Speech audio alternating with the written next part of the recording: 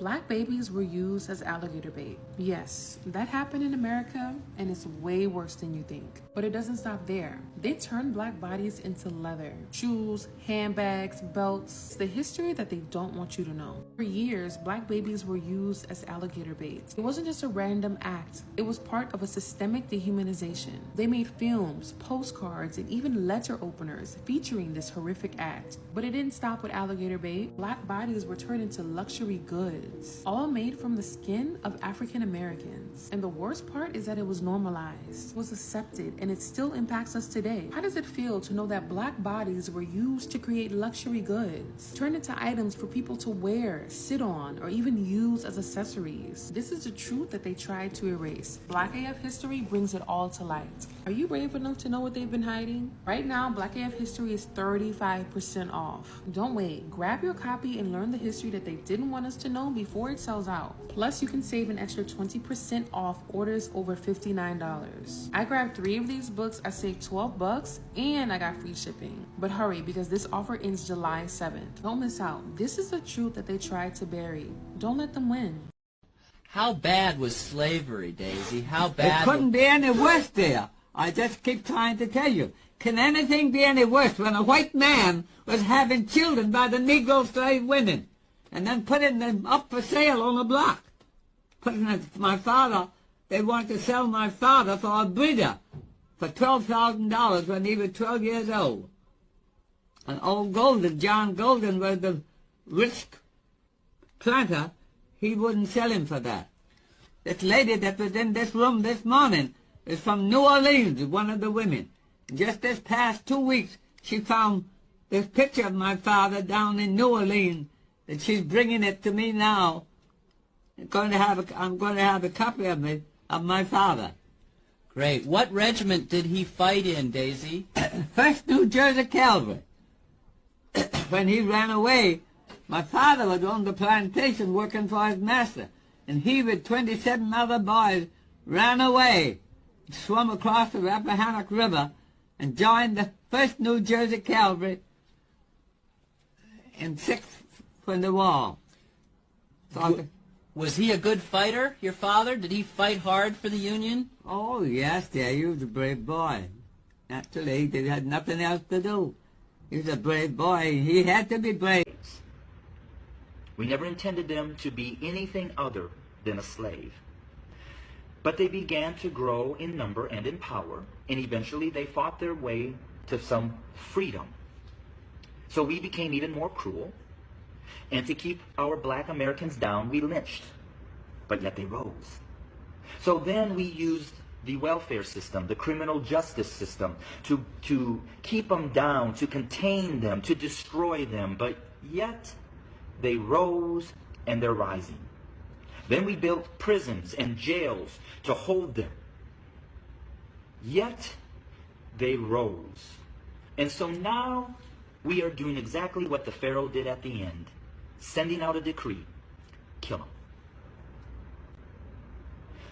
So until we admit that when we wrote this Constitution that all men are created equal, that we never intended to include our black brothers and sisters, our nation may end up facing exactly what the Egyptians faced when they refused to let God's people go.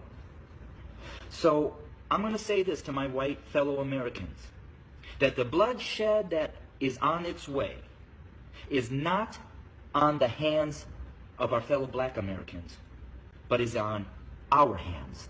We are the ones that are refusing to let God's people go. We are the ones that are refusing to acknowledge that we do not value our black brothers and sisters as equal individuals or equal Americans as us white men. And to my black brothers and sisters, the racial issues, as I've said, have been there from the very foundation. But why do we see it more? Because there's a shifting. See, us white men have been at the head since the foundation. But we've had a black president. And you know, we've done everything in our power to keep him from really changing things. Now we have another minority rising to the top, a white female. What does that say? Those of us who are white men who have been at the head are now starting to see and fear that we are going to become the tail. And we know what we've done to you. And so now we're fearful that you're going to do to us what we have done to you. But I will say this. I've lived in a black community for 23 years. I've never been treated the way that this country has treated my black Americans. So I call out my white Americans to say we better heed, repent, acknowledge, and change. In education systems, we see discriminations, right? In our judicial systems, we see there is no justice for the black man. Even in our supermarkets, we see blacks being profiled. The policing are there to undermine the black excellence, right? So, what's your take on this video, Hanit? It's really heartening and it's inhuman to watch actually such acts being performed to fellow Black Americans, and it's really indeed painful to see the kind of struggle our own Black men and women have, the struggle they have to go through in their own state, in their own country, in a civilized environment, just to be able to live, be able to get shelter, get education, get somewhere to work, earn an income, buy something, and it's really shameful and it's disheartening a lot. Yeah, so, and it's a funny thing when you consider how all of this came to be, right? So in Kenya, we have something, a Swahili proverb that says, Samaki mkunje wa angali mbichi. The corresponding English dialect would be, you see, if you want to mold a sculpture, right, which is made of iron, then you should mold it when the iron is hot, right? So from the fabric of the American system, this is where the problem is. The history was changed to make a black man appear as evil, as the devil, right? The horns are black, even you see this being portrayed in churches, yeah, right? The devil being portrayed as black man, right? While God being portrayed as a white man. In religion, because today we're going to discuss what happened to the history and how they use terms like savages and discovery, right, to undermine the black excellence and put themselves at the top, at the superiority as the pioneers of civilization. So, Harrington, how do you define savage? Or how do you feel if somebody says that you are savage, as they said concerning blacks and Africans? It's like an insult to me. It's like an insult to the African culture and the Black American man, Black American history. It's when someone calls you savage, it only means that he has looked into yourself, he has looked into your heart, and he has seen no value that you bring to the society. So it's really painful to hear someone commenting such, and not only privately but also publicly, and even in the public forum, and the government is doing nothing about it at all. Yeah, because if somebody is calling you savage, it's really depriving you the sense of being human, right? That's right. It's like comparing you to an animal, a wild animal. And this is how they use these terms to conquer African civilizations, black civilizations, right? Like the Malian Empire, right?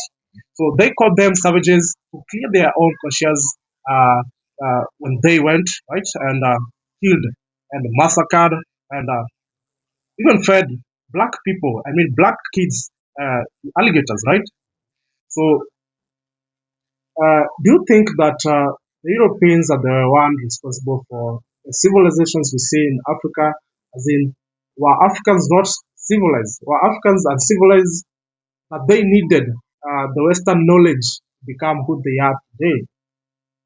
Personally, I don't think so, because before the European came to Africa, Africans were living peacefully. They were living in harmony. They were enjoying every fruit of their labor. There were governments that were already established with them. They had their own internal structures and systems that were running perfectly without any wrangles, any disputes, without causing any commotions amongst them. But the moment the European came into Africa, that's why now you saw they came up with the mindset to divide us and making us rise against each other, the black man, and hating each other, because it's only through our division that they're able to thrive. It's only through our hatred towards each other that they're able to thrive. That's why they will always point to us as an inferior community, yet we are the most superior people in this universe. Africa at large is the continent that has a high, it has a lot of natural resources that no any other continent has. So, but the European will point it out, will make it seem like we are the most inferior people in the universe, which is not the case. So, and it's funny how they say that they discovered, let's say, like Victoria, like River Nile, right? But they discovered the indigenous people of America. It's funny. How can you discover Something that was already in existence, right? something that was already recognized by the community? Yeah. How can you discover my home where I live, even after all these violence that they committed against the blacks, against the Indians, the native Indians? They went forward to change the history, right? To say that uh, they came into Africa, they came into the native lands of America, and found that there was nothing. There were no roads. That's what they say, right? There are no schools, modern schools according to their own definitions. There are no medicines according to their definition, hospitals. But that is wrong, right?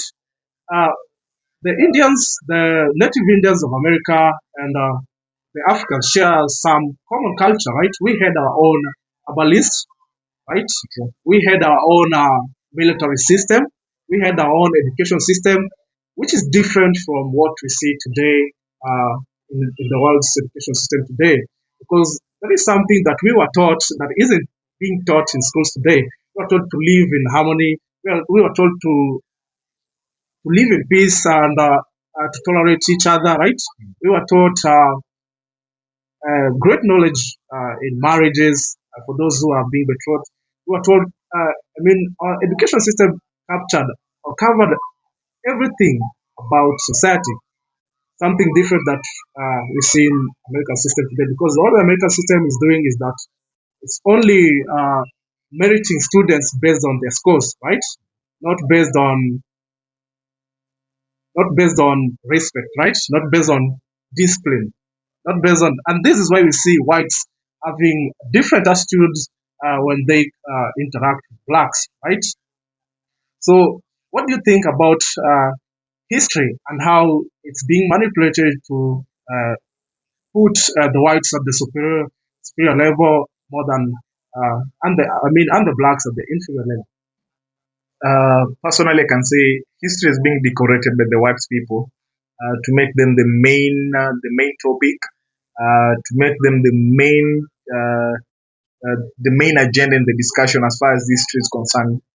They want to portray themselves as the backbone of the blueprint of everything within the globe, within the United States, within the Africa itself. They want to place themselves as behind the backbone of every invention, which is not true. Because you can't tell me, like, for example, the example that you used earlier on. You've come to Africa, you've identified a certain river that was in existence, that has been in existence before even you came, and then you claim that you're the first person to be able to invent it, or you're the first person to be able to see it. Yet there was a community living around it, using the same water resources, fishing, taking a bath, being able to shower on those rivers, and yet you say you're the first person to invent it. Like, honestly. So I believe that the white man has tried his level best to rewrite history so that he can be the blueprint of everything that is associated to greatness. He doesn't want a black man to be great. He doesn't want to see a black man associated to greatness. He doesn't want to see a black man associated to history. And that's one of the reasons as to why in American culture, you see the American history, the black man is not portrayed as much as the white man, and forgetting all the efforts that the black man has put in place to make sure that the country has developed and it is what it is at the moment. Right, right. And this is why we see them being scared when blacks are rising. Because of late we're seeing blacks rising in every scope of the American system, be it in the education system, be it in sports, right? Be it in music, be it even the in business, right? We have very big business, I mean, black owned businesses and entrepreneurships, right? The enterprises, I mean. And whites are being scared. Whites are really scared about all these endeavors and success of black people. That's why we created this video. I mean, we are making this video to spread awareness and to tell them that we as blacks are rising, right? We as blacks are awake. The sleeping giant is awake, and now it's their time to face the judgment of what they did. I mean, to us, right? I hope you've been inspired by this video, and if you found it informative, consider to subscribe, consider to like, and consider to share. Once again, I was your host, Nick. I was your host, Hannington. Until next time, we'll see you in the next video. Bye bye.